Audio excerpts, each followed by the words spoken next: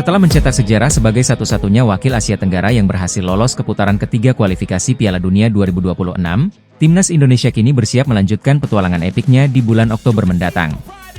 Dua laga krusial sudah menanti, dengan tantangan pertama adalah menghadapi Bahrain di kandangnya, Stadion Nasional Bahrain, Manama, pada Kamis 10 Oktober 2024. Laga ini bukan sekadar pertandingan biasa. Ini adalah momen emas bagi skuad Merah Putih untuk membuktikan diri di kancah sepak bola Asia, bahkan dunia. Setelah berhasil mencuri 2 poin berharga dari dua kekuatan besar Asia, Arab Saudi dan Australia, kini anak asuh Shin Tae-yong mengincar kemenangan pertama mereka di babak ini.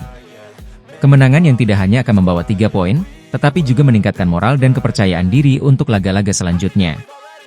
Di atas kertas, Bahrain memang berada satu peringkat di atas Indonesia dalam klasemen sementara grup C dengan 3 poin, sedangkan Indonesia mengantongi 2 poin. Namun, jangan salah. Meski Bahrain sukses mengalahkan Australia 1-0 di laga pembuka, mereka langsung digebuk habis-habisan oleh Jepang dengan kekalahan telak 0-5. Ini menjadi sinyal bahwa pertahanan Bahrain, yang awalnya tampak kokoh, sebenarnya bisa ditembus. Bahkan, mereka tak hanya kebobolan, tapi juga nyaris tak berdaya melawan serangan cepat dari tim Samurai Biru. Shin Tae-yong tentu sangat paham kelemahan ini. Dengan filosofi sepak bola modern yang berbasis pada kecepatan dan pressing tinggi, pelatih asal Korea Selatan ini akan memaksimalkan kemampuan pemain muda Indonesia yang penuh energi. Di atas lapangan, kecepatan Marcelino Ferdinand, skill individu Pratama Arhan, dan ketenangan Sandy Walsh bisa menjadi senjata ampuh untuk menembus pertahanan Bahrain yang mulai keropos. Tak hanya itu, skuad Bahrain sendiri saat ini dianggap sudah cukup tua. Banyak dari pemain-pemain kunci mereka, seperti Mahdi Abdul Jabbar umur 33 tahun, Komail Al-Aswad umur 30 tahun, dan Abdul Wahab Al-Malot umur 34 tahun, yang mulai menua dan kehilangan stamina dalam tempo permainan yang cepat. Mereka memang berpengalaman, tapi ketika harus berlari melawan anak-anak muda Indonesia yang penuh semangat dan energi, perbedaan itu akan sangat terasa. Laga ini lebih dari sekadar duel biasa. Ini adalah kesempatan bagi Indonesia untuk mencatatkan sejarah baru, menunjukkan bahwa mereka bukan sekadar penggembira di kualifikasi Piala Dunia. Meski datang sebagai tim dengan peringkat rendah di grup, semangat juang dan kerja keras tim Garuda sudah membuktikan bahwa mereka bisa bersaing di level tertinggi. Hasil imbang 1-1 melawan Arab Saudi dan 0-0 melawan Australia adalah bukti nyata betapa solidnya permainan Indonesia di bawah asuhan Shin Tae-yong.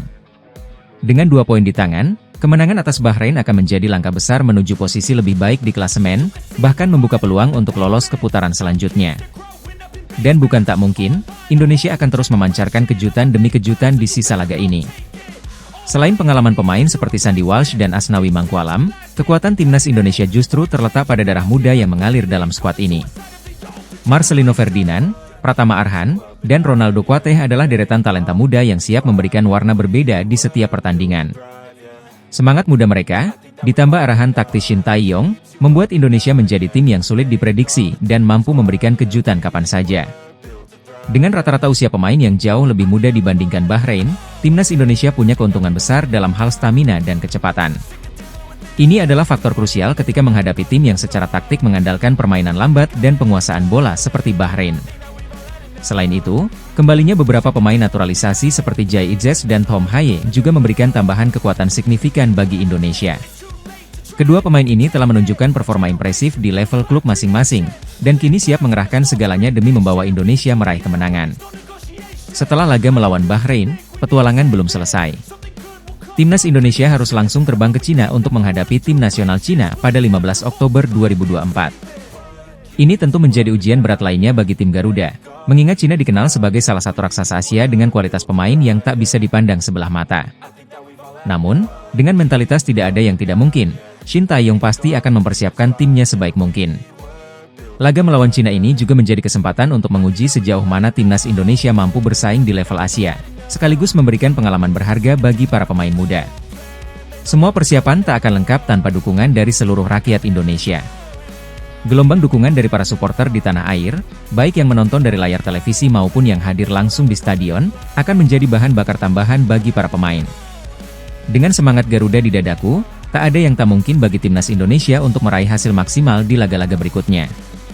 Saat ini, harapan besar sudah menggantung di pundak para pemain dan staf pelatih. Misi menuju Piala Dunia 2026 bukan hanya sekadar mimpi, tapi sebuah target nyata yang harus dikejar dengan kerja keras dan tekad baja. Bersiaplah, Timnas Indonesia siap mencetak sejarah, mengguncang Asia, dan melangkah semakin dekat menuju panggung terbesar Piala Dunia 2026.